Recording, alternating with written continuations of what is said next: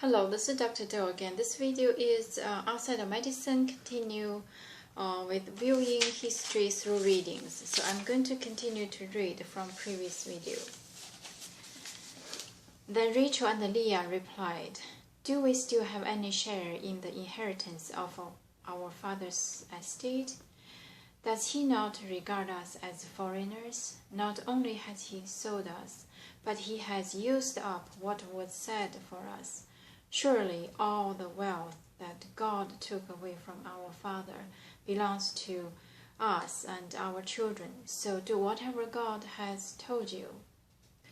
Then Jacob put his children and his wives on camels, and he drove all his livestock ahead of him, along with all the goods he had accumulated in Padan Aram, to go to his father Isaac in the land of Canaan.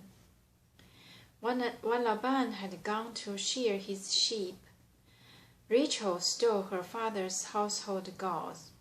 Moreover, Jacob deceived Laban and Aramin by not telling him he was running away.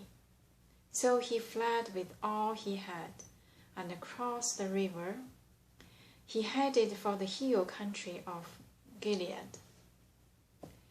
Laban pursues Jacob.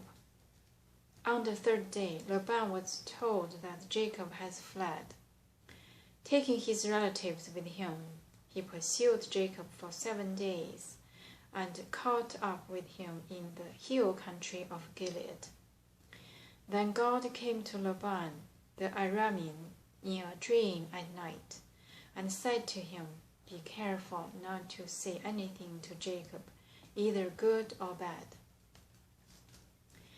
Jacob had pitched his tent in the hill country of Gilead, when Laban overtook him, and Laban and his relatives camped there too.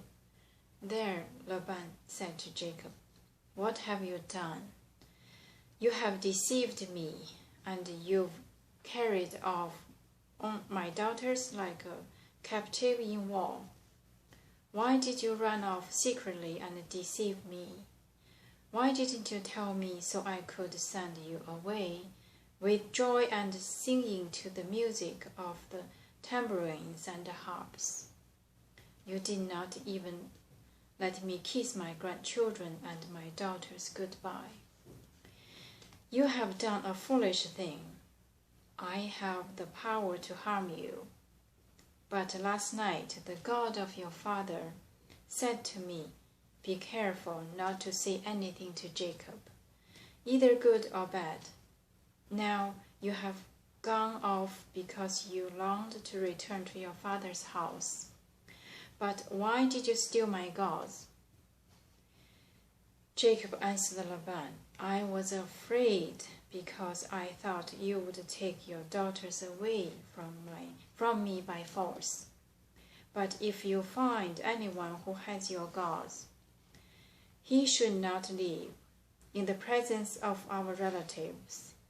See for yourself whether there is anything of yours here with me, and if so, take it." Now Jacob did not know that Rachel had stolen the gods. So Laban went into Jacob's tent and into Leah's tent and into the tent of the 2 maidservants, but he found nothing. After he came out of Leah's tent, he entered Rachel's tent. Now Rachel had taken the household gods and put them inside her camel saddle, and was sitting on them. Laban searched through everything in the tent, but found nothing. Rachel said to her father, "Do not be angry, my lord, that I cannot stand up in your presence. I am having my period." So he searched but couldn't find the household gods.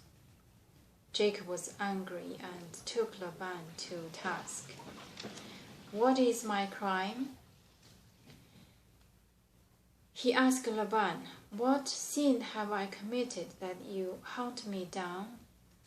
Now that you have searched through all my goods, what have you found that belongs to your household?" Put it here in front of your relatives and mine, and let them judge between the two of us. I have been with you for 20 years now. Your sheep, goats have not miscarried, nor have I eaten rams from your flocks. I did not bring you animals torn by wild beasts. I bore the loss myself, and you demanded payment from me for whatever was stolen by day or night. This was my situation. The heat consumed me in the daytime and cold at night, and sleep fled from my eyes. It was like this for the 20 years I was in your household. I worked for you 14 years for your 2 daughters and 6 years for your flocks, and you changed my wages 10 times.